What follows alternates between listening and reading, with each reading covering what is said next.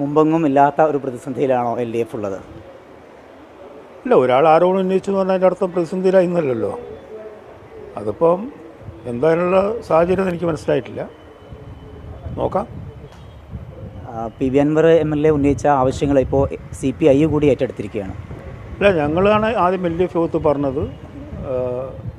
ADGP Ajith Kumar അദ്ദേഹത്തെ മാറ്റി നിർത്തണം. കാരണം RSS നേതാക്കളെ കണ്ടതും അതുപോലെ പൂരം ഇഷ്യുമായി ബന്ധപ്പെട്ടിട്ട് വളരെ വ്യക്തമായിട്ട് ഞങ്ങൾ ആ കാര്യങ്ങൾ പറഞ്ഞാണ്. ഞങ്ങൾ അതിൽ തന്നെ നിൽക്കുന്നു. ഇനിയിപ്പോൾ നിയമസഭാ സമ്മേളനം തുടങ്ങാനിരിക്കുകയാണ്. ഞാൻ നിയമസഭ അംഗമല്ലല്ലോ എന്ന് പറയുന്നത്. സ്വാഭാവികമായിട്ടും പാർട്ടിയുടെ ആവശ്യം മുന്നോട്ട് വരും. അല്ല, അത് നോക്കാം. കാരണം നമ്മൾ LDFിലാണ് ഉന്നയിക്കേണ്ട കാര്യങ്ങൾ. LDFിൽ ഉന്നയിച്ചിട്ടുണ്ട്. ഉന്നയിക്കേണ്ട വേദികളാണ് ഞങ്ങൾ കാര്യങ്ങൾ ഉന്നയിക്കുക. അത് പറഞ്ഞിട്ടുണ്ട് കൃത്യമായിട്ട്. ഈ ആവശ്യം ഇത്രയേറെ ഉന്നയിക്കപ്പെട്ടിട്ടും അത് ഇതുവരെയും അംഗീകരിക്കപ്പെട്ടിട്ടില്ല എന്നുള്ളതാണല്ലോ യാഥാർത്ഥ്യം. അതിന് ഒരു പക്ഷേ ഡ്യൂ പ്രോസസ്സ് ഉണ്ടാവാം, എനിക്കറിയില്ല.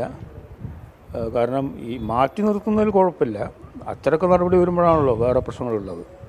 അതുകൊണ്ട് ആ കാര്യത്തിൽ ഞങ്ങൾ അതേ നിലപാടിൽ തന്നെ നിൽക്കുകയാണ്. അൻവർ MLA പറയുന്ന കാര്യങ്ങളൊക്കെ വസ്തുതയുണ്ട് എന്നാണോ RJD മനസ്സിലാക്കുന്നത്? ഈ കാര്യങ്ങൾ മാത്രമേ ഞാൻ പറഞ്ഞിട്ടുള്ളൂ. അദ്ദേഹം ഓരോ ദിവസവും ഓരോ കാര്യങ്ങൾ പറയുന്നുണ്ട്. അപ്പോൾ എല്ലാം കൂടി കോംപ്രഹെൻഡ് ചെയ്യാന്ന് പറഞ്ഞാൽ അത്ര എളുപ്പമില്ല.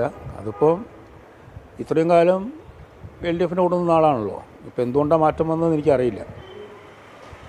അൻവർ ഉന്നയിക്കുന്ന അതേ കാര്യങ്ങൾ CPIയും ആവശ്യപ്പെടുന്നുണ്ട്. ADGPയെ മാറ്റി നിർത്തണമെന്നുൾപ്പെടെ ഇപ്പോൾ RJDയും ഇതേ ആവശ്യം ഉന്നയിക്കുന്നുണ്ട്. അപ്പോൾ ഇത്രയേറെ ആരാണ് ADGP സംരക്ഷിക്കുന്നത്? ഇല്ല, അതിപ്പം ഞാൻ നേരത്തെ പറഞ്ഞ ഡ്യൂ പ്രോസസ്സ് കൂടിയാണ് ചെയ്യുക കാര്യങ്ങൾ. അപ്പം അത് അതേപോലെ ചെയ്യുന്ന ഞാൻ പ്രതീക്ഷിക്കുന്നത്.